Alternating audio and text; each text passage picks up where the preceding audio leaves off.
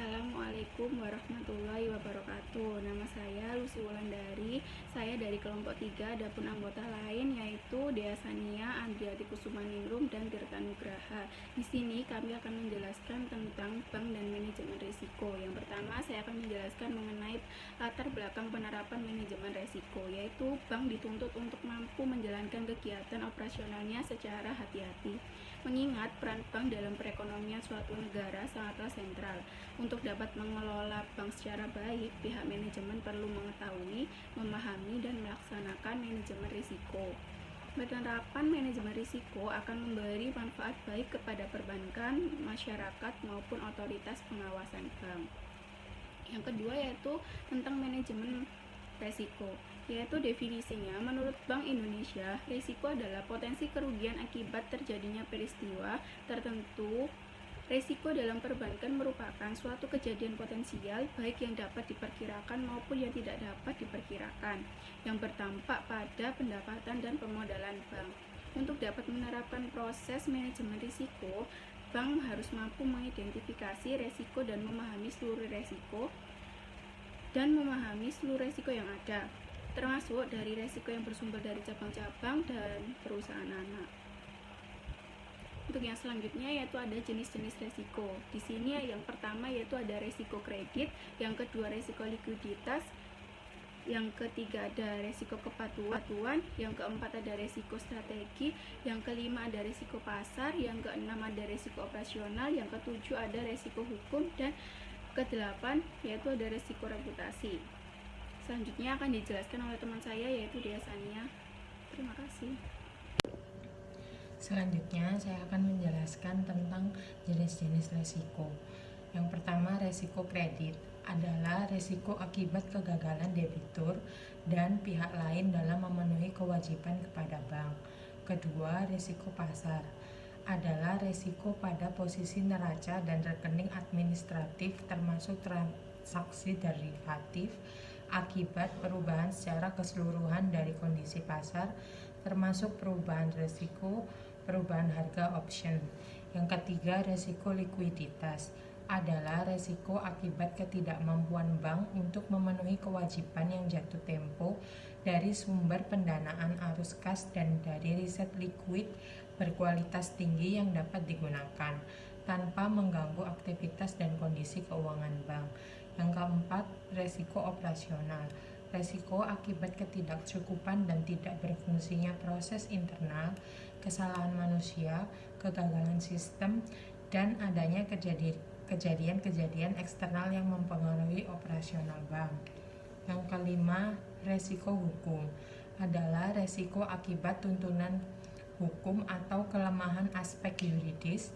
Penyebabnya antara lain peraturan perundang-undangan yang tidak mendukung.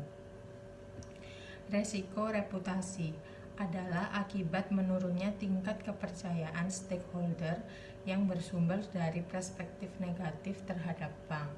7. Risiko sumber dari perspektif negatif terhadap bank. 7. Risiko strategis, risiko akibat ketidaktepatan dalam pengambilan dan pelaksanaan suatu keputusan strategis serta kegagalan dalam menutup perubahan lingkungan bisnis. Yang ke-8, risiko kepatuhan, risiko akibat bank tidak mematuhi dan tidak melaksanakan peraturan perundang-undangan dan ketentuan yang berlaku, antara lain seperti ketentuan kewajiban pemenuhan modal minimum. Selanjutnya, tujuan penerapan manajemen risiko. Tujuan pokok dalam penerapan manajemen risiko di bank adalah memberi nilai tambah dan meningkatkan shareholder value. Ukuran kinerja yang digunakan bank selama ini antara lain perolehan laba bersih, peningkatan harga saham, pertumbuhan aset, return on asset, return on equity, belum mempertimbangkan risiko yang dihadapi atas produk atau transaksi bank. Dalam sebuah bank, aktivitas bisnis berada di garda depan, sedangkan manajemen risiko berada di lapisan kedua, dan internal control merupakan lapisan ketiga, agar risiko dapat dikendalikan dengan baik. Selanjutnya akan dijelaskan oleh Andriati. Selanjutnya, saya akan menjelaskan tentang Strategi bank dapat dilihat dari upaya mencapai keseimbangan. Yang pertama, pertumbuhan bisnis dan pencapaian mangsa pasar. Yang kedua, meningkatkan efisiensi operasional perbankan. Dan yang ketiga, implementasi manajemen resiko yang berorientasi bisnis. Proses manajemen resiko. Manajemen resiko pada hakikatnya merupakan serangkaian metodologi yang digunakan untuk mengidentifikasi, mengukur, memantau, dan mengendalikan resiko yang timbul dari seluruh kegiatan usaha bank. Manajemen resiko merupakan upaya untuk mengelola resiko agar peluang mendapatkan keuntungan dapat diwujudkan secara sustainable. Proses manajemen resiko merupakan siklus yang kontinu dan tidak pernah berhenti, dikarenakan resiko yang akan terus berkembang sejalan dengan perkembangan bisnis dan usaha bank. Ada 4 kegiatan proses manajemen resiko. Identifikasi resiko, yaitu untuk mengidentifikasi seluruh jenis resiko yang melekat pada setiap aktivitas fungsional yang berpotensi merugikan bank. Hal yang perlu diperhatikan dalam menerapkan identifikasi resiko yaitu: yang pertama, bersifat proaktif atau anticipate dan bukan reaktif. Yang kedua, mencakup seluruh aktivitas kegiatan operasional. Yang ketiga, menggabungkan dan menganalisa informasi resiko dari seluruh sumber yang tersedia. Dan yang keempat, menganalisa probabilitas timbulnya resiko serta konsekuensinya. Selanjutnya akan dijelaskan oleh Saudara Tirta. Assalamualaikum warahmatullahi wabarakatuh. Saya Tirta Nugraha Ramadana. Saya akan melanjutkan presentasi dari kelompok kami tentang bank dan manajemen resiko. Yang selanjutnya ada pengukuran resiko. Pendekat pengukuran risiko digunakan untuk mengukur profil bank guna memperoleh gambaran efektivitas penerapan manajemen risiko. Pendekatan tersebut harus dapat mengukur yang pertama ada sensitivitas produk terhadap perungganah faktor yang mempengaruhinya. Yang kedua ada kecenderungan perubahan faktor-faktor berdasarkan fluktuasi yang terjadi di masa lalu dan korelasinya. Yang ketiga ada faktor risiko secara individual. Yang keempat ada exposure resiko secara keseluruhan dengan mempertimbangkan risk correlation. Yang terakhir ada seluruh resiko yang melekat pada seluruh transaksi serta produk perbankan dan dapat diintegrasikan dalam sistem informasi manajemen bank. Pemantauan risiko sebagai bagian dari penerapan pemantauan risiko, maka limit sekurang-kurangnya. Yang pertama, tersedia limit secara individual dan keseluruhan atau konsolidasi.